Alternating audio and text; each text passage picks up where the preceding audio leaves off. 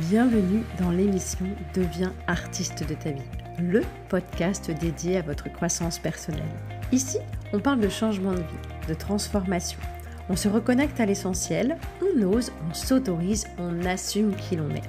Chaque mardi, je vous partage des clés et des stratégies concrètes pour retrouver confiance en vous et développer votre leadership.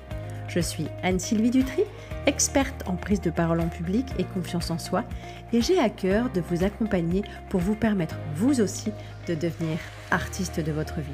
Je vous souhaite une belle écoute et je vous dis à mardi. Facilitateur et catalyseur de transformation, mon invité du jour est coach ostéopathe kinésithérapeute. Il explore l'art de guérir depuis plus de 30 ans. En tant que professionnel de santé, il a soigné et accompagné plus de 40 000 patients de 80 nationalités différentes. J'ai le plaisir de vous présenter David Tan. Bonjour David. Bonjour Anne-Sylvie, bienvenue à tous, ravi d'être avec toi. Merci infiniment David d'avoir accepté mon invitation. Avec joie, avec joie. Alors j'ai souhaité vous présenter David parce qu'en fait on a eu l'occasion de se rencontrer l'année dernière et j'ai eu le plaisir et la chance de participer à un de ces stages. Et l'idée vraiment, c'était de partager le parcours de David et vous expliquer un petit peu en quoi prendre soin de soi, puisqu'en plus là, on démarre l'année, donc ce sera chouette de prendre des bonnes résolutions pour pouvoir bien vieillir et surtout vieillir en bonne santé. Mais on va démarrer tout d'abord, David, par j'aimerais que tu nous dises quel enfant tu étais, puisque la thématique de ce podcast, c'est devenir artiste de sa vie. Le petit David, voilà, si tu te remets dans toute ton enfance, est-ce qu'il avait déjà de grands rêves? Et quel type d'enfant tu étais? Le petit David, c'était un enfant très actif. On aime bien catégoriser avec la notion d'hyperactivité. On entend beaucoup parler de ça. C'est dans l'air du temps. J'étais très actif, très à dévorer la vie, à être hyper curieux et à être très stimulé et stimulant.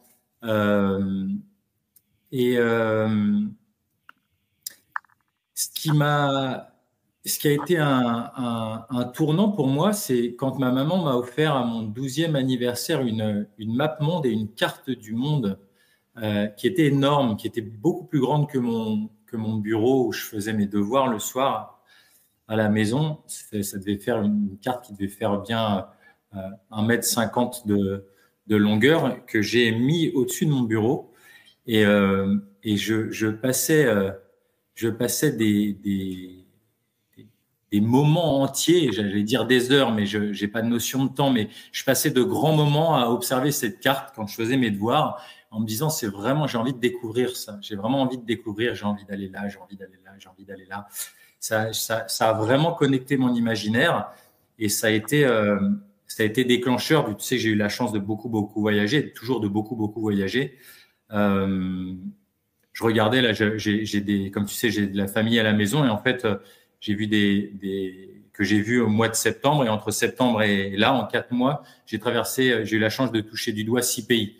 Donc c'est vrai que j'ai toujours le voyage fait toujours partie de moi et ça vient de là en fait, ça vient de cette curiosité d'enfant, de préadolescent, de vouloir explorer et assouvir cette curiosité.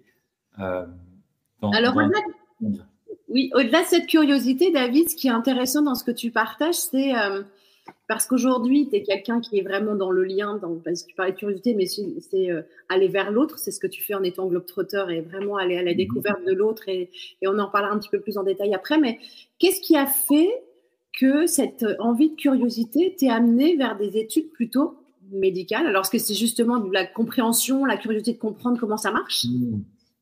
Oui, complètement, c'était complètement ça. En fait, pour moi, c'était pareil, d'aussi loin que je me souvienne, j'ai toujours, comme j'ai toujours eu beaucoup d'énergie, j'ai toujours fait énormément de sport, j'ai toujours passé au minimum 2 heures par jour et encore maintenant dehors à jouer.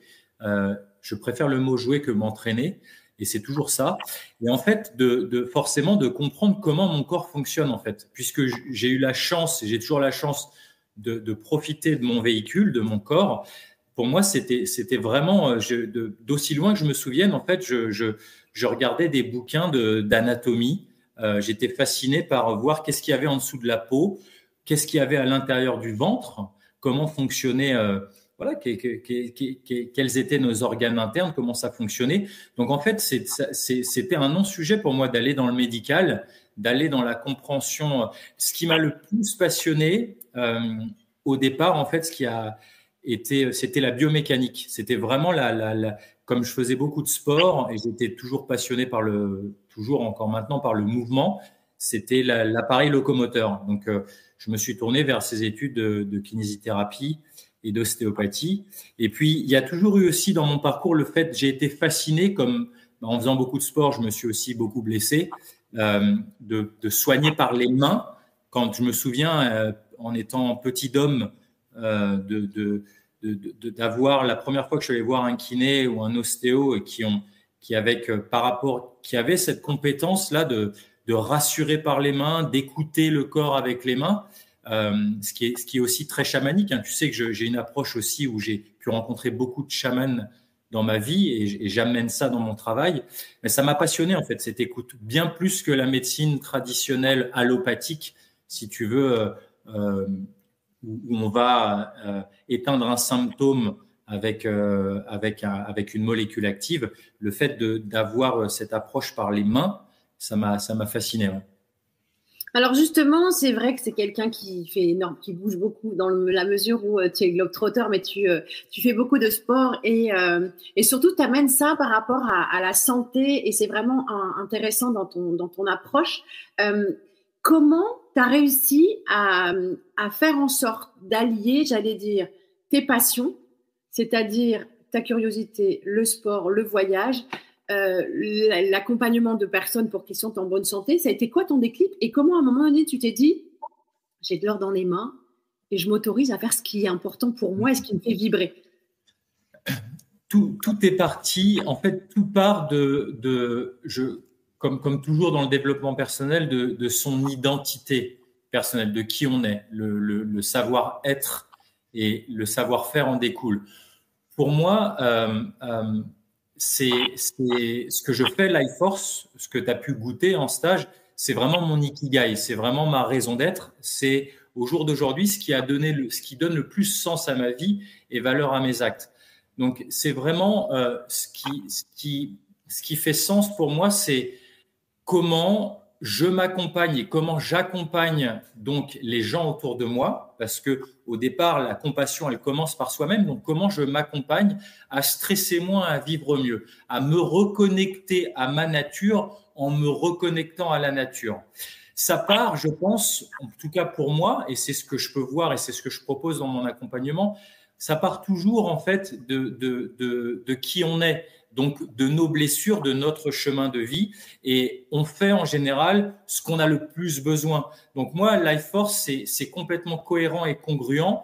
Cet accompagnement à accompagner les personnes autour de moi à stresser moins, à vivre mieux, parce que je viens d'un terrain où il y a eu beaucoup de stress, beaucoup de blessures de vie. Et j'ai passé ma vie à travers ces voyages.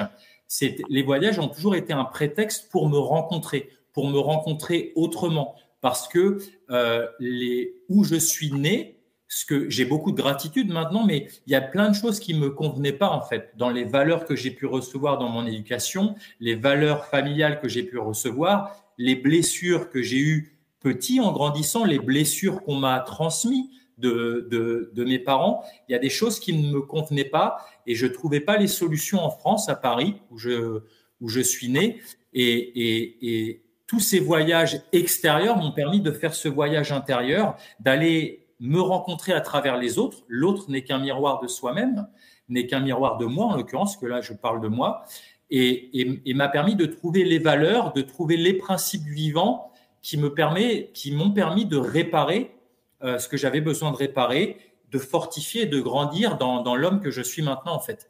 Donc, en fait, Life Force, c'est devenu à force de, tu sais, comme tu l'as dit dans la présentation, j'ai eu la chance en 30 ans de traverser plus de 80 pays, de m'occuper de plus de 40 000 personnes. Donc, c'est une grande ville, tu vois, de gens qui ont mal, qui se mettent nus. Quand tu vas voir l'ostéopathe, tu te mets en sous-vêtements et donc tu te mets aussi symboliquement nu. Donc, on peut poser les questions. Donc, qu'est-ce qui se joue dans ta vie, en fait? J'entends ton symptôme que tu as une hernie discale ou peut-être 3 ou une prothèse de hanche, mais qu'est-ce qui se joue dans ta vie? C'est quoi ton contexte de vie? Donc tout ça, ça m'a permis de modéliser en fait c'est quoi le point commun? C'est quoi les principes du vivant? Je dis toujours que la vie est un jeu et quelles sont les règles du vivant pour être en santé, en amour et en vitalité. Tu sais que j'appelle ça le SAV de la vie. Sans santé, on est malade. Sans amour, la vie n'a aucun intérêt. Sans amour pour soi et pour les autres. Et sans vitalité, sans énergie, en fait, on est fatigué tout le temps. Donc ça, c'est les fondations de la vie. Et moi, j'ai eu besoin de les réparer. J'ai eu besoin de comprendre comment ça fonctionnait. C'est pas ce que j'ai appris dans mes études médicales. Et ces principes du vivant, à travers la rencontre avec toutes ces cultures différentes, à travers ce que j'aime appeler l'anthropologie du soin, l'anthropologie de la santé, c'est-à-dire tout ce qu'ont mis en place toutes ces cultures que j'ai eu la chance de toucher du doigt depuis la nuit des temps pour prospérer en fait en termes de santé, de vitalité et d'amour. Donc, moi, ça m'a complètement changé ma façon de vivre, tous ces voyages, notamment le principe, on en parlera peut-être tout à l'heure, de l'hormèse, tu vois, comment renforcer son corps et son système immunitaire émotionnel, j'aime à dire, comment devenir antifragile par rapport au stress, ça va au-delà de la résilience. Mais moi, quand j'ai découvert ces principes-là en voyageant, ça a modifié ma vie et ça a modifié ma façon d'accompagner les personnes. Et puis, les personnes de plus en plus étaient friandes d'en savoir plus. Donc, ça s'est transformé en forme de stage et ça s'est transformé en fait à je partage en fait mon mode de vie et ma compréhension des principes du vivant en fait. Et tu es la preuve vivante aussi de ce que tu incarnes et de ce que tu partages. Et pour préciser un petit peu pour les personnes qui nous écoutent, c'est aussi cette quête de comprendre. Tu t'es aussi intéressé à ce qu'on appelle les zones bleues. Donc, les zones bleues, c'est les endroits du monde où il y a énormément de centenaires. C'est pas 2, mais c'est vraiment des populations de centenaires. D'aller comprendre qu'est-ce qui fait que ces gens qui vieillissent, mais en bonne santé, sont capables de monter à cheval, au galop, à 102 ans ou des choses comme ça. Et ça, c'est vraiment été ta quête. Ça a commencé à quel moment, justement, ça? C'est dans le cadre de tes voyages où tu t'es dit, tiens, je vais aller les explorer parce que je sais que ça existe. Mais c'est exactement ça, en fait. J'aime beaucoup, tu sais que j'ai la chance de parler plusieurs langues et j'aime beaucoup, alors du coup, ça me vient dans la langue où je l'ai apprise, mais traveling is such a purpose in itself. Ça veut dire voyager, c'est tellement formateur en soi et c'est tellement un but en soi. Tu sais, il y a beaucoup de gens, en fait, quand on voyage en étant touriste, on se dit, je fais tel ou tel voyage. En fait, c'est tout l'inverse. On fait rien du tout. C'est le voyage qui nous fait. En tout cas, pour moi, en parlant en jeu, le voyage me fait, le voyage me façonne. Et l'intention de départ, elle était découvrir autre chose. Il y avait aussi une petite notion de fuite. Tu vois, de fuite, il y a un mal-être que j'ai en sortant de mes études, tu vois, des questions que j'ai sur qui je suis. Et très, très vite, en fait, en voyageant, ça s'est transformé en quête comme il y a marqué sur le temple de Delphes, tu sais, know thyself, connais-toi toi-même. Plus je voyageais, plus j'étais en miroir avec des codes, avec des couleurs, avec des odeurs, avec des langues que je ne connaissais pas, où tout ce que j'avais appris, en fait, ne fonctionnait pas. Donc, ça m'a demandé de me réinventer. Et un voyage, c'est comme un domino, en amène un autre, amène à découvrir une couche d'oignon un petit peu plus profonde dans comment je réagis, comment je suis face à telle ou telle situation. Et je me suis retrouvé la première fois effectivement dans ce qu'on appelle les longevity hotspots, c'est-à-dire les zones d'extrême longévité, comme les zones bleues. Après, il y a d'autres zones officieuses. Moi, la première fois, c'était la vallée des centenaires de Vilcabamba, en Équateur. Et effectivement, tu rencontres des gens de 102 ans qui montent à galop à cheval. Moi qui avais travaillé beaucoup comme jeune professionnel de santé en soins palliatifs ou en gériatrie, avec des gens qui ont 70 ans, qui ont un petit syndrome extra-pyramidal, tu sais, qui sont en train de devenir pré-crabataires, c'est pas du tout sexy. Tu sais que l'espérance de vie en bonne santé en Europe, elle est que de 64 ans, en bonne santé. Même si l'espérance de vie, elle est de 84 ans pour les femmes ou 79 pour les hommes, 79,3, on vit en bonne santé que 64 ans. Ça, c'est pas du tout sexy. Et moi, pour moi, ma réalité, puisque j'ai commencé à voyager pour découvrir ces principes vivants, je me suis retrouvé dans cette vallée des centenaires et j'ai été complètement challengé sur mon paradigme de la vieillesse. Pour moi, vieillir, quand j'avais une trentaine d'années, c'était être malade, puisque toute ma réalité en France, d'avoir travaillé en soins palliatifs ou en gériatrie, surtout en gériatrie, c'était avec des gens qui étaient malades après 70 ans, à partir de 65 ans. Et c'est là que je suis devenu au familier avec les zones bleues, et un voyage en amène un autre. Et du coup, j'ai eu la chance de passer du temps dans toutes ces zones bleues, d'être sur un projet de documentaire maintenant sur les zones bleues aussi avec mon ami Julien, que tu connais très bien, Julien Perron. Et j'ai eu la chance de passer beaucoup de temps dans ma vie dans ces zones, et ça a complètement bouleversé mon paradigme du bien vieillir, en fait. Je pense que j'ai dû faire un câlin à plus de 60 centenaires dans ma vie, dans les 4 coins de la planète. L'an dernier, j'étais dans la vallée des centenaires de Bama en avril pour filmer en Chine, dans le Guangxi. On est retourné à Okinawa pour filmer, la petite île tropicale au sud du Japon. Et c'est juste, c'est bluffant. Une image, ça vaut 10 000 mots, en fait, de voir des gens qui ont 100 ans, qui sont toujours en bonne santé. Donc, c'est venu, en fait, c'est ça qui est génial, c'est que en explorant à travers les voyages extérieurs et intérieurs, on découvre d'autres angles morts, on découvre d'autres choses qui fait que la raison d'être, en fait, automatiquement, elle se décale. Pour moi, c'est complètement lié, la longévité avec ce que je fais. Tu sais que je m'en inspire énormément.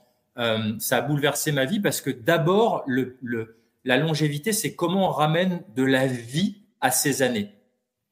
Comment on ramène de la vie à ces années? Une fois que tu sais ramener de la vie, de la joie à tes années, on peut parler de pouvoir rallonger sa vie, de pouvoir ramener des années à sa vie. Mais si on est déprimé tout le temps ou qu'on est en dépression, quoi bon vivre plus vieux, en fait? D'abord, comment on ramène de la vie et de la joie à ces années? Donc, c'est complètement en lien, en fait, avec ce que je fais. Et ça a ramené, moi, ça m'a bouleversé. Et dans ce que tu partages, et merci beaucoup, c'est vrai que c'est quelque chose qui est, dans ce que tu expliques, ça a l'air fluide, et ça l'est peut-être, mais est-ce que tu as eu des moments où tu t'es dit, où ça coince, où ça fonctionne pas? Parce que là, la manière dont tu l'expliques, t'as pris la décision et comme si la vie de toutes les planètes s'était alignée, ou est-ce qu'au début, ça a été... tu as été confronté, comme tu disais, à peut-être un autre regard sur la médecine, un autre regard sur l'accompagnement. Comment ça s'est passé, en fait? Est-ce qu'il y a eu des moments de doute où tu t'es dit, ça va peut-être pas être aussi simple que ça, ou au contraire, c'était parce que tu étais aligné, tout s'est mis en place? Bien sûr, c'est une très bonne question. Le doute, la dualité, nos injonctions paradoxales, ça fait partie du parcours. Toujours maintenant, dans la science du yoga, la science védique, on appelle ça les samsaras. Tes doutes à toi et gérer le doute des autres. C'est pour ça que dans les stages que je propose, je propose cette self-défense émotionnelle. Comment on apprend à gérer sa narration interne et comment on apprend à gérer l'extérieur par rapport au cap sur lequel on a décidé d'aller, sur qui on veut être. Le cap, c'est qui on veut être. Donc moi, cette question, tu vois, toujours en fin d'année, c'est une question que je me pose, et ce qui me permet aussi d'attendrir et de faire un câlin à mes doutes. Tu vois, j'appelle ça le correcteur de trajectoire, en fait. Et le correcteur de trajectoire, pour moi, c'est très simple, c'est d'écouter, c'est d'être complètement objectif sur la quantité de joie que j'expérimente dans ma vie. Si je m'éloigne de la joie au quotidien, c'est je suis en train de me décaler, en fait. Je suis en train de me décaler de la ligne de vie qui m'inspire pour le moment. Donc oui, il y a des moments où il y a des grandes prises de décision à prendre. Par exemple, je te donne un truc très simple, en fait, que je vois beaucoup dans les gens que j'accompagne qui sont en crise de vie, puisque j'accompagne beaucoup de gens qui sont dans des crises de sens. Tu sais, la fameuse midlife crisis, la crise de milieu de vie, la crise de la cinquantaine, la crise quand on arrive à la retraite aussi, où le game, le jeu de vie change complètement. On arrête de travailler, les enfants sont grands, on se retrouve avec son conjoint. Pour moi, c'était par exemple d'arrêter mon métier de professionnel de santé comme je le faisais, d'ostéopathe. Tu vois, de prendre la décision je crée Life Force, je crée un accompagnement, j'écris mon livre, Revivre. Je crée. Est-ce que je suis capable de créer une façon d'accompagner les personnes, ce que tu as vécu, le stage Ascension de 6 jours, sur un stage d'une semaine qui est cohérent et qui rassemble 30 années de pratique en fait. Pourquoi ? Parce qu'en fait, le doute est venu en me disant mais ce que je fais ne me convient plus en fait. Je viens accompagner avec mes mains et avec mes mots parce que je faisais beaucoup de décodage biologique. Donc la médecine de sens le symptôme a toujours un sens pour moi. Tu vois, soit on est en déni par rapport aux symptômes, soit le symptôme est une décharge du contexte de vie dans lequel on est en train de vivre. On dit la maladie, le mal avoir dit. Qu'est-ce que notre corps cherche à nous dire ? Parce qu'il y a toujours une somatisation, il y a des pourcentages. Oui, on se fait une entorse en jouant au tennis, bien sûr, mais oui, on est dans un contexte de vie aussi. Tu es peut-être en train de divorcer. Donc, le fait de se réapproprier ce contexte-là et de mettre du sens, ça permet de guérir beaucoup plus rapidement. Donc, si tu veux, je commençais à être en conflit avec la façon dont j'accompagnais les gens qui venaient si je le dis de façon plus crue, tu vois, pour se faire craquer une vertèbre, par exemple. Souvent, on vient chez l'ostéo parce qu'on est bloqué. Donc, débloqué, et j'avais envie d'aider autrement. Et il y avait plein de choses aussi dans l'accompagnement mainstream que je pouvais voir à l'hôpital, par exemple, si tu veux, sur comment on accompagne la chronicité, l'aigu. La médecine allopathique est extraordinaire, sauve des vies tous les jours et on a une chance incroyable de vivre dans les temps, dans l'époque, dans l'ère dans laquelle on vit. Par contre, dans l'accompagnement de pathologies chroniques, il y avait plein de choses qui ne faisaient plus de sens pour moi. Par exemple, si tu veux, tu vas en oncologie et tu vois comment mangent les gens quand ils sont en oncologie, par exemple, ça n'avait pas de sens pour moi. Tu vois que les gens continuent de manger des gâteaux à la crème et de boire des sodas et ne remettaient pas du tout en question et n'étaient pas forcément invités à remettre en question la façon avec laquelle ils s'alimentent. Et dans alimentation, j'entends tout ce qui vient nourrir tes sens, pas seulement la diététique. Ça n'avait plus de sens pour moi. Donc, si tu veux, plutôt que j'avais envie de proposer autre chose, de proposer comment on peut se renforcer de l'intérieur et comment on peut faire des choses pour soi en modifiant doucement, progressivement ses habitudes de vie, et ça a un impact majeur en fait sur tout ce qu'on a besoin de guérir et régénérer. Donc, bien sûr, il y a eu des doutes parce que c'est pas un chemin qui est simple. Et en même temps, derrière, j'ai envie de te dire, il y a toujours eu une conviction, un cap qui était tellement plus fort sur qui j'ai envie d'être et qu'est-ce que j'ai envie de faire dans ma vie. Et ce que j'ai envie de faire, ça vient forcément avec qui j'ai envie d'être, et c'est pour ça que je parlais d'identité en fait. Et c'est ce que j'ai envie c'est ce qui me met en joie en fait, c'est de faire un truc qui est cohérent avec moi-même. Donc cette cohérence, cette congruence, elle a toujours été plus forte que les injonctions paradoxales, la dualité ou les doutes qui peuvent venir à certains moments, et c'est à ça que je me raccroche toujours.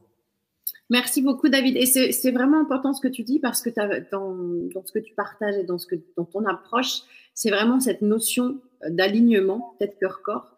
Et ce que je trouve génial dans ce que tu partages, c'est que on est tous en capacité, si on ne trouve pas ce qu'on veut, de disrupter un système. Là, tu en es la preuve, il y en a plein d'autres personnes aussi, mais de pouvoir amener ton expertise, mais aussi ce pourquoi tu es fait. Comme tu dis, tu as commencé par travailler avec toi-même, qui était ton propre, je vais pas dire cobaye, mais ton expérimentation intérieure.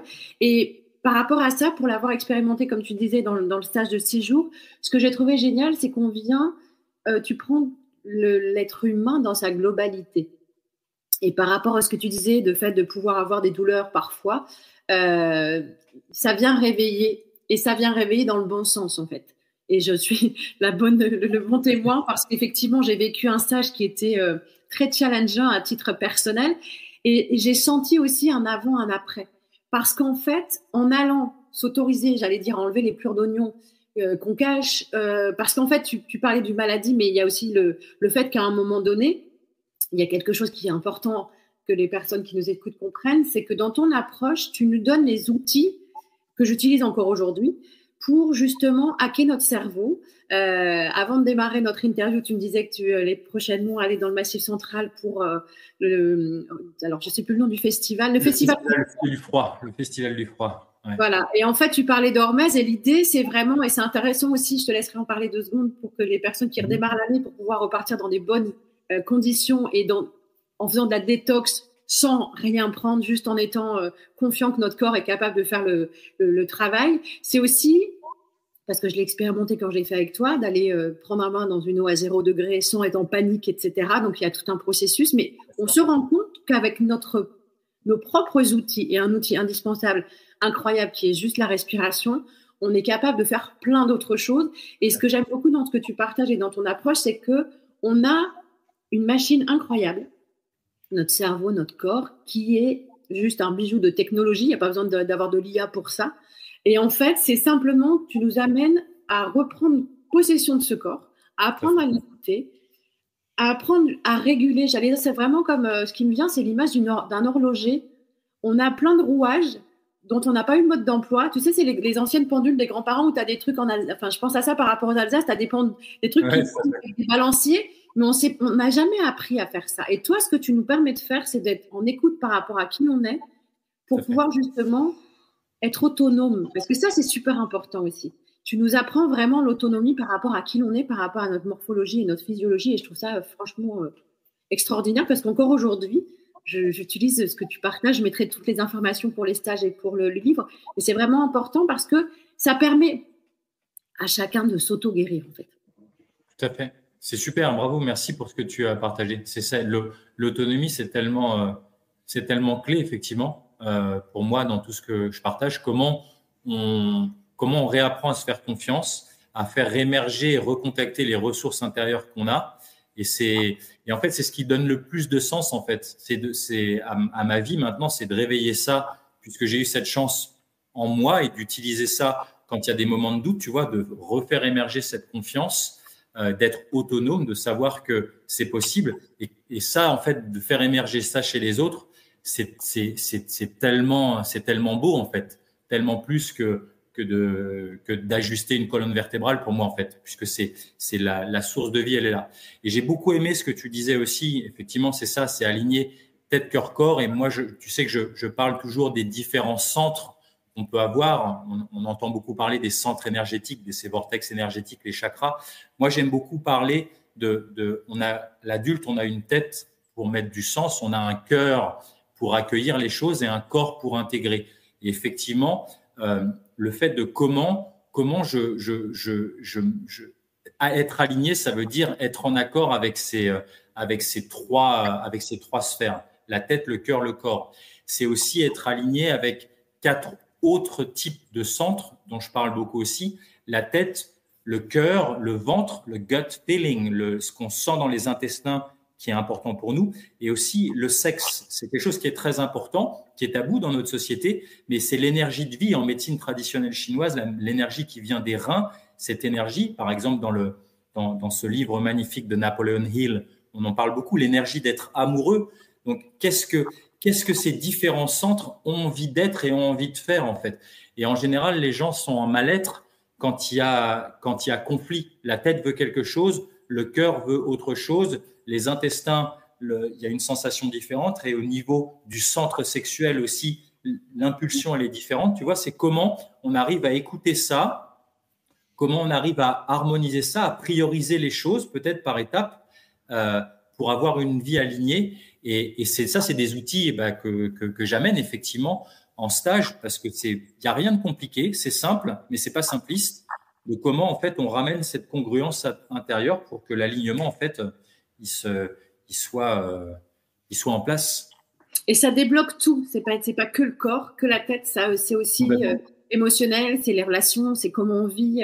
Ça nous permet en fait de reprendre, parler de responsabilisation et d'autonomie. Mais je reprends les rênes de ma vie. Je suis plus dans le mode je subis. Par contre, je comprends pourquoi j'en suis arrivée là. Tout à fait. Et en fait, tu parlais dans ta construction personnelle de détricoter. Mais tu nous amènes aussi à détricoter. Et qu'est-ce qu'on fait de cette pelote de laine? Est-ce qu'on la retricote de la même façon? Est-ce qu'on change de couleur? Et je trouve que la manière dont tu amènes ça avec beaucoup de cœur et de professionnalisme, parce qu'il y a vraiment le côté médical scientifique qui est là. Et c'est génial. Et merci pour ça. Alors, je vois que l'heure tourne. Je vais te laisser le mot de la fin, David. Et juste avant, c'est de quoi tu es le plus fier dans tout ton parcours aujourd'hui? Et je vais te laisser conclure ensuite notre échange. De quoi je suis le plus fier? J'aime beaucoup ce que tu emploies ce mot-là. Tu sais que c'est quelque chose que j'utilise. On parle beaucoup de gratitude. Et moi, je fais souvent faire aux gens des fiertés. Des fiertés, c'est une gratitude dans le domaine de l'être. Donc, dans ce que je suis, écoute, j'ai une grande bénédiction pour qui je suis maintenant. Je suis fier, en fait, d'où je viens. Il y a eu vraiment des moments très douloureux dans ma vie, des moments de tu vois, où il y a eu, comme beaucoup, de blessures, tu vois, où le cœur peut être éprouvé, dans ma famille notamment, et j'ai beaucoup de fierté du chemin quand je vois le chemin parcouru, et je vois surtout que c'est devenu mon plus beau cadeau, en fait. D'où je viens, avec les blessures que j'ai eues, avec lesquelles je peux parler beaucoup plus librement en stage quand on a du temps, mais je me rends compte, en fait, à quel point ça m'a développé cette capacité de me mettre en lien avec l'autre, avec les autres, avec le cœur de l'autre, pour arriver, en fait, à apaiser les gens. Quand on vient de ce chemin-là, le plus loin qu'on peut aider les gens, c'est le plus loin qu'on s'est aidé soi-même. Et j'ai beaucoup de fierté pour ça, et d'avoir pacifié cette part de moi qui pouvait être, tu sais, à vif quand j'étais plus jeune. Et ouais, j'ai beaucoup de fierté pour ça. Ouais. Merci. Mais en tout cas, moi, j'ai énormément de gratitude que l'univers, en tout cas la vie, nous ait amenés à nous croiser et avoir une belle âme comme toi sur ma route. Donc, merci infiniment, David, d'avoir pris ce temps pour venir partager une partie de ton parcours et de ton histoire. Je vais mettre toutes les informations nécessaires, et puis si tu me diras aussi s'il y a des prochains stages, je mettrai ça dans le descriptif du… Avec plaisir. Le prochain est fin janvier, où tu étais venu près d'Aix-en-Provence, du 24 au 26, et après, ça sera du 13 au 19 avril et du 5 au 11 juillet, pareil, près d'Aix-en-Provence. Pas de souci. Je remettrai toutes les infos, le site internet, le livre, c'est une pépite. Voilà, donc merci infiniment. Je te souhaite tout le bonheur du monde, comme on dit, pour 2025. Merci Anne-Sylvie. Merci pour ce délicieux moment. Bisous. Bonne fin d'année à tous. Merci, au revoir.